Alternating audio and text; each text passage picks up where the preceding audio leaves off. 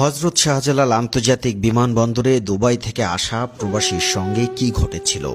যখন সেই প্রবাসী প্রচণ্ড অসুস্থ বোধ করছিলেন, তখন বিমানবন্দরে নিয়োজিত কোনো সংস্থার প্রতিনিধি এগিয়ে আসেনি, বরং শাহজালাল বিমানবন্দরে বিদেশ থেকে আসা প্রবাসীরা মারা যাওয়া প্রবাসীর সেবা যত্ন করেছিলেন। এমনকি ডাক্তার পর্যন্ত ডেকে এনেছিল প্রবাসীরা বলছেন, শাহজালাল বিমানবন্দরে ডাক্তাররা প্রাথমিক সেবা পর্যন্ত দেননি। প্রথম থেকেই মারা যাওয়া প্রবাসীর সেবা যিনি করেছিলেন শাহজালাল বিমানবন্দরে, তার সঙ্গে আমরা কথা বলার চেষ্টা করেছি।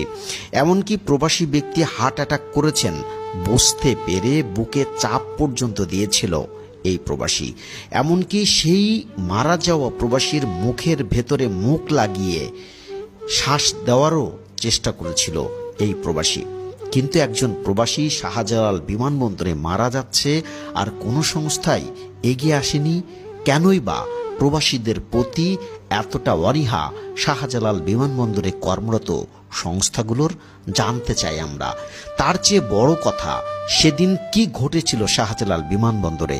চলুন আমরা যে প্রবাসী সেখানে নিজে উপস্থিত থেকে মারা যাওয়া প্রবাসীর সেবা যত্ন করেছিলেন, সেই প্রবাসীর মুখ থেকেই শুনে আসা যাক।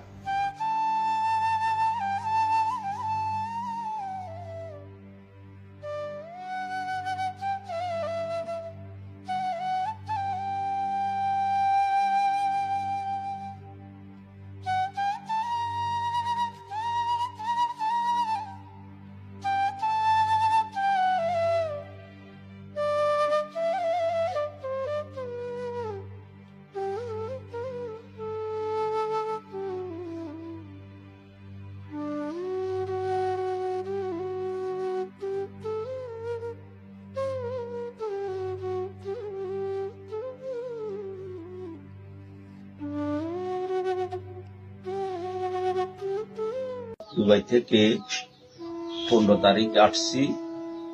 15 তারিখ আসার পরে আমরা দেখলাম যে আমাদেরকে বেল্টেতে ধরে নিয়ে আসছে